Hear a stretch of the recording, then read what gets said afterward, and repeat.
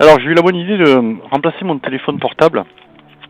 Bon, ça c'est pas une très mauvaise idée en soi, mais voilà, ça c'est mon nouveau téléphone. Hein. Bon, il n'y a pas rien de particulier, sauf qu'il est beaucoup plus récent effectivement que le mien qui avait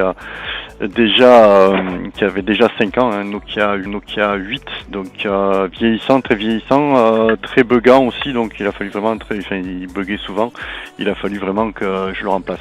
Donc c'est assez compliqué de changer de téléphone, hein, il faut tout transférer. Bon, enfin je vais passer le détail, vous connaissez ça aussi bien que moi. Là où j'ai rencontré une grosse difficulté, c'est là où ça m'embêtait vraiment, c'est avec le AA Wireless. Là, j'ai vraiment tout essayé au niveau du téléphone, toutes les combines possibles, mode administrateur, projection sans fil, vraiment tout ce qui pouvait. J'ai même communiqué avec le SAV de AA Wireless. On n'a pas trouvé de solution. J'ai pris le risque d'acheter un autre boîtier qui est connu. Moi je connaissais pas. Ça s'appelle Garling Kit, pardon. Ouais, c'est plutôt un G. Garling Kit. Je l'ai essayé tout à l'heure. Là, je l'ai remis dans sa boîte pour la démonstration, mais je l'ai essayé. C'est tout juste bluffant. Ça se connecte tout seul. Enfin, je veux dire, il y a une manip à faire au niveau du téléphone, mais il n'y a pas d'application tierce. Il suffit simplement de le brancher, de le connecter au téléphone. Vous allez voir, je vais faire la démo. De le connecter au téléphone, de l'associer, de l'appareiller au Bluetooth du téléphone, et le système fait le reste. Il bascule tout seul en mode Wi-Fi. Enfin, sur la partie Wi-Fi, puisque ça communique en Wi-Fi au final, contrairement à ce qu'on pourrait croire. Effectivement, on les appareils en Bluetooth, mais c'est qu'une initiation au système. Le transfert des données se fait effectivement en Wi-Fi, parce que le Bluetooth n'est pas capable de transférer autant de données. Donc c'est du Wi-Fi 5 Go, 5.8 il me semble, en Bluetooth 5.2. C'est très récent, donc c'est pour tous les appareils Android à partir de 10. Donc là, l'appareil que j'ai, moi, il est en 12. Donc je vais faire le déballage vite fait. Un boîtier qui est un peu plus gros que l'ancien, puisque regardez, on est quand même sur un boîtier un peu plus important. Hein. Bon, c'est pas très grave, on a même la possibilité de rentrer une clé USB. Je ne sais pas encore à quoi ça sert, ce qu'on peut en faire. Donc là, on a l'USB-C comme sur celui-là. C'est fourni avec deux câbles USB. Voilà, USB-C, USB-C, USB-C, USB-A. Je crois que c'est USB-A, je ne me rappelle plus. Voilà, donc je vais connecter cet appareil. Donc moi je suis sur cette configuration de câble. Voilà, donc il y a une notice relativement simple, elle est même en français, j'ai été surpris. Sur la page 17, bon c'est écrit vraiment petit, hein, moi je regarde ça avec une loupe. Mais on a le mérite d'avoir une notice en français. Ça vous explique comment le brancher et comment le mettre à jour, parce qu'il a le gros avantage par rapport à ce modèle, c'est qu'il a une interface web. Donc on peut se connecter sur une interface web. D'ailleurs on le fera ensemble. Il y a des paramètres à rentrer, notamment le véhicule. J'ai vu 2-3 trucs vite fait. Le paramètre, la marque du véhicule, le modèle, quelques bricoles, et on a surtout la possibilité de le mettre à jour via cette interface web. C'est plutôt pas mal. Moi j'aime bien quand il y a une interface web. Celui-ci n'en avait pas. Bon, ça fonctionnait très bien avec mon ancien téléphone, mais bon, c'est plus compatible malheureusement. Donc on va essayer ce modèle-là. Je sais pas ce que ça donnera dans le temps. On verra bien à l'utilisation. Donc allez, on va passer à la connexion au véhicule. Allez, c'est parti. Donc je vais brancher le boîtier. Voilà. On a un petit voyant qui va s'allumer devant là. Normalement, voilà. Petit voyant rouge. Et là, je vais associer le téléphone. Donc ça, je poserai là, j'irai le positionner dans ma tablette ici. Ça se dissimulera assez facilement, le câble est assez court, donc on n'a pas trop de longueur, c'est plutôt pas mal. Allez, j'associe le téléphone, j'appareille le téléphone. Ici, donc j'ai encore mon ancienne application ici, hein, Wireless. Peut-être plus. Donc ici, je vais venir récupérer. Donc voilà, c'est un AutoKit que l'on a ici. Voilà, AutoKit que l'on a ici. On va l'associer. Ok. J'espère qu'il va pas me faire ça. Voilà. Donc on autorise. Voilà. Et là, il lui faut vraiment pas beaucoup de temps pour basculer sur le véhicule après, normalement. J'espère qu'il va pas me faire mentir. Voilà. Donc là, voilà, Android Auto est disponible. Et là, on peut voir à l'écran. Je vais pas activer le GPS. On va fermer tout ça. On peut voir à l'écran qu'on est connecté, ni plus ni moins. Hein. C'est bluffant, hein. C'est bluffant. Alors, il faudra peut-être que je fasse quelques réglages parce que la finesse. Alors ça, c'est dans les paramètres, normalement. Ça, je peux le voir dans les paramètres de projection. Je les avais trouvés ces paramètres parce que là, elle est pas ouf la résolution. Hein. Si je fais ça. Non, c'est pas ça. Ouais, ça va, c'est correct. Non, c'est ça.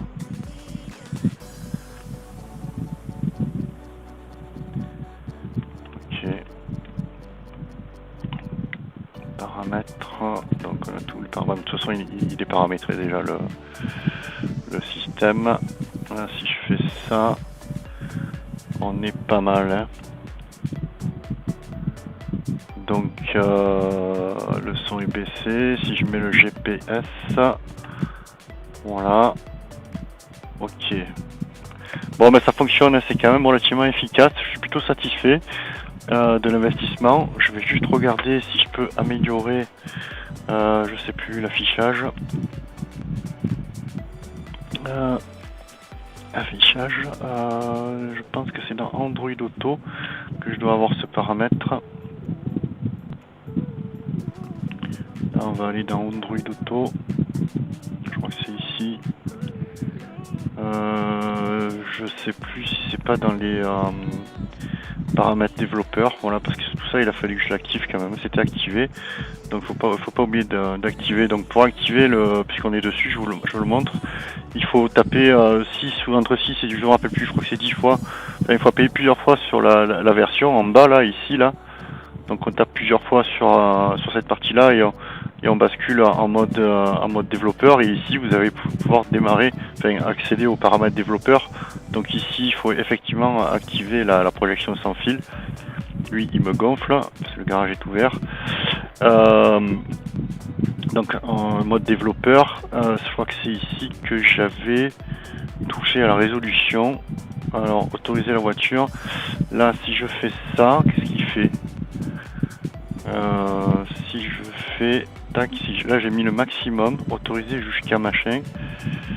Et là alors je sais pas s'il faut que je le redémarre ou pas Android Auto pour avoir accès à cette résolution. Donc ok. Donc là j'ai mis la.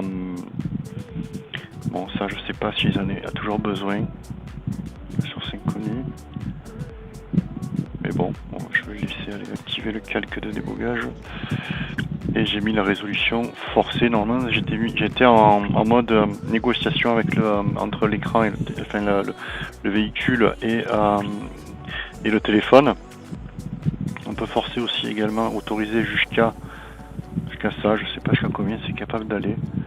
Là si je fais ça, je vais basculer sur ça. Bon ça me paraît propre. Hein. Bon après moi j'ai un petit écran, hein, donc bon c'est pas non plus. On verra l'usage. Hein. Donc voilà, là ça nous a permis d'aller voir un petit peu comment on peut aller dans le mode développeur. toute façon, il faut impérativement y aller puisqu'il faut activer la projection sans fil. Donc voilà. Donc ça c'est pour voilà. On va aller voir maintenant l'interface du dongle. On a la possibilité de se connecter dessus et on va le faire tout de suite. On a la possibilité de se connecter dessus et je crois que je l'ai dit tout à l'heure, et de pouvoir aller sur l'interface web. Donc là je vais le déconnecter. Voilà. Et je vais aller sur l'interface web en me connectant. Donc Carling Kits. Regardez un petit peu. Alors voilà, donc là en Wi-Fi on va se connecter dessus, bien entendu. Le fournisseur, enfin le constructeur nous fournit avec le mode d'emploi des identifiants pour pouvoir se connecter sur son interface. Donc contrairement à l'autre boîtier, à Wireless, Android Auto Wireless, enfin AA Wireless, on n'a pas d'application. L'application de AA Wireless est quand même assez bien développée, hein, ça, il n'y a rien à dire. On va regarder l'interface web de ce petit truc, c'est beaucoup moins efficace. Bon, après si ça fonctionne. Alors là, le mot de passe c'est 1, 2, 3, 4, 5, 6, 7, 8, donc c'est pas très compliqué non plus.